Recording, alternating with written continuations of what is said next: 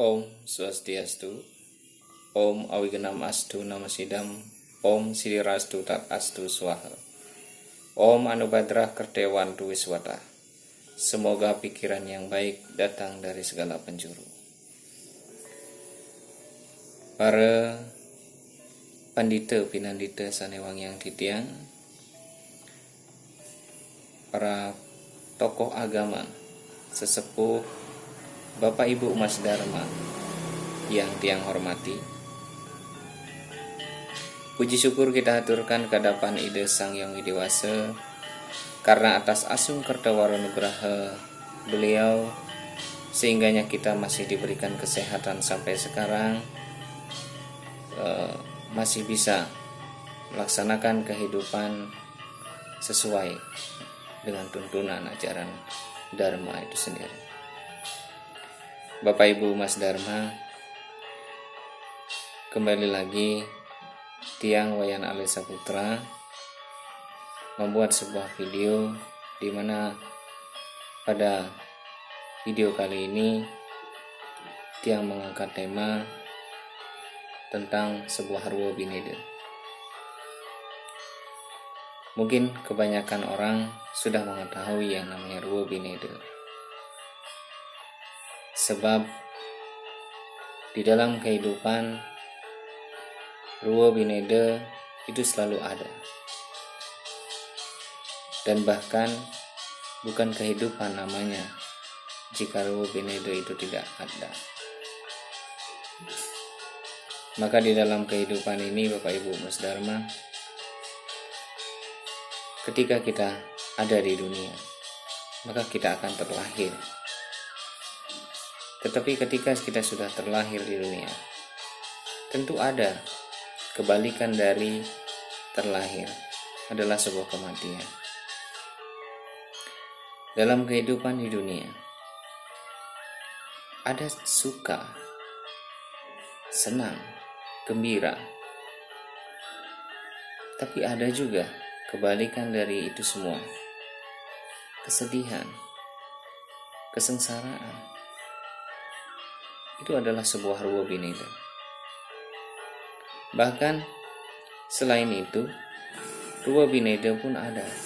Ada kecil, ada besar, ada hitam, ada putih, dan lain sebagainya.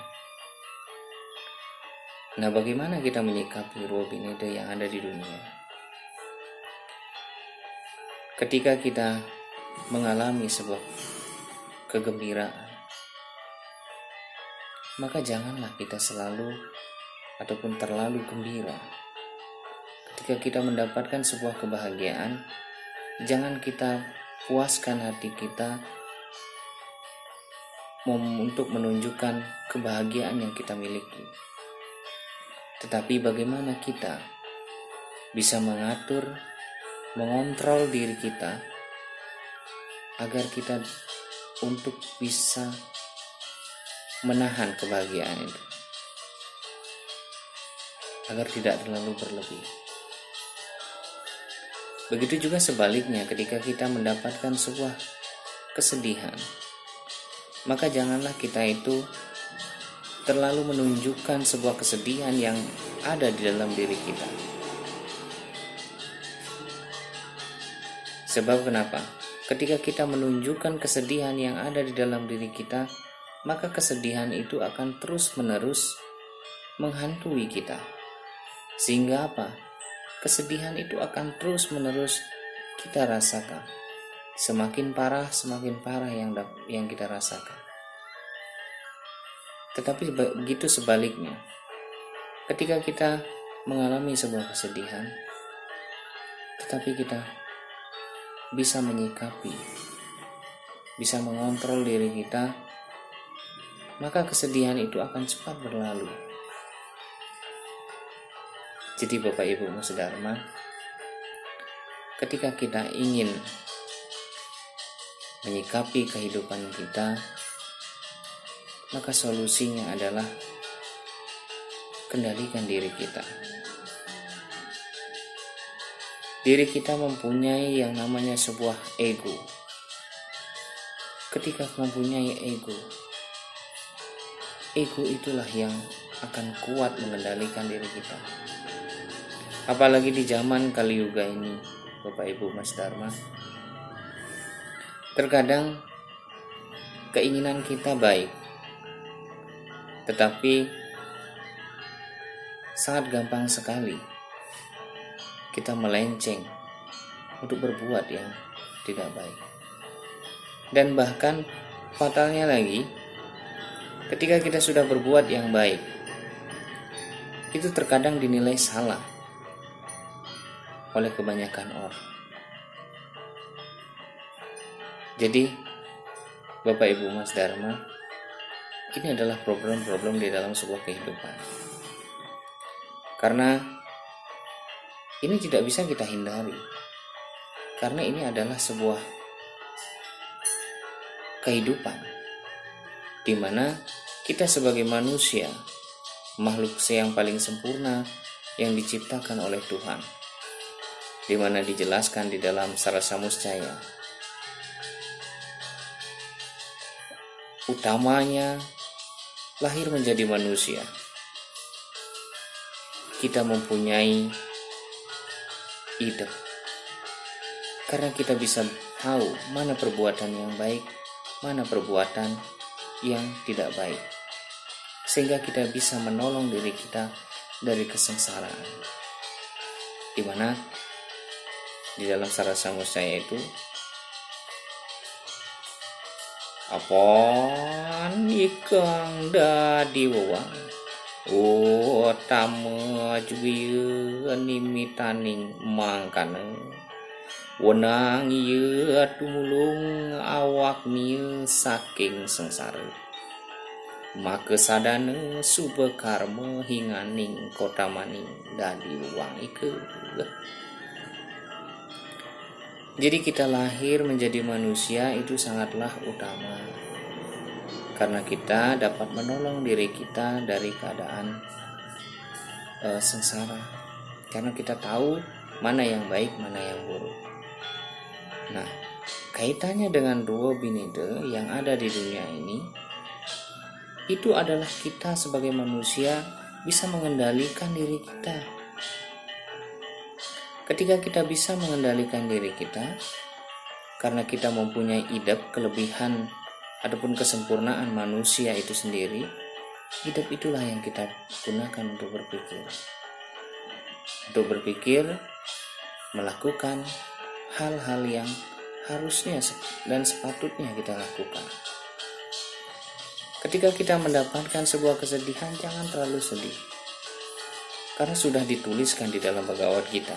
Bahkan dituliskan di dalam Bhagavad Gita ada di Adhyaya 2 sloka 27. Jatasya hi dhruvo mrityu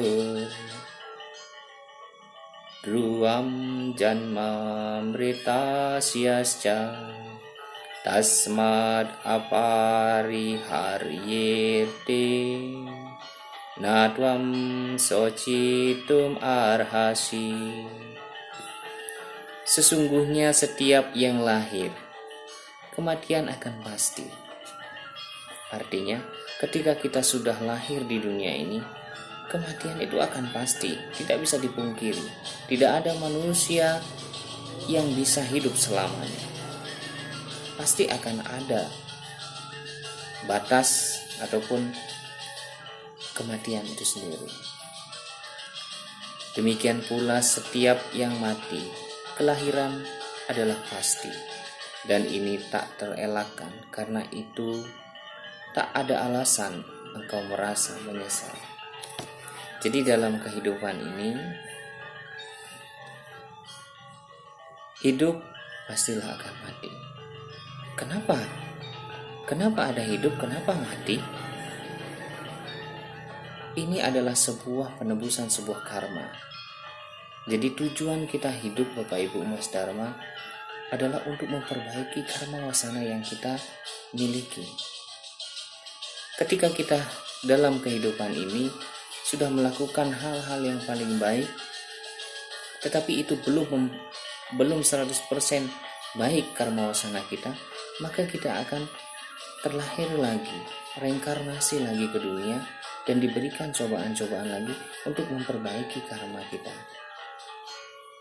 Jadi pada prinsipnya kita hidup di dunia ini, kita ini diberikan hutang oleh Tuhan, oleh Tuhan. Kita diberikan hutang oleh Tuhan, yaitu hutang berupa trirena. Hutang kita kepada Tuhan itu adalah Atman. Atman itu diberikan kepada kita dalam kehidupan ini.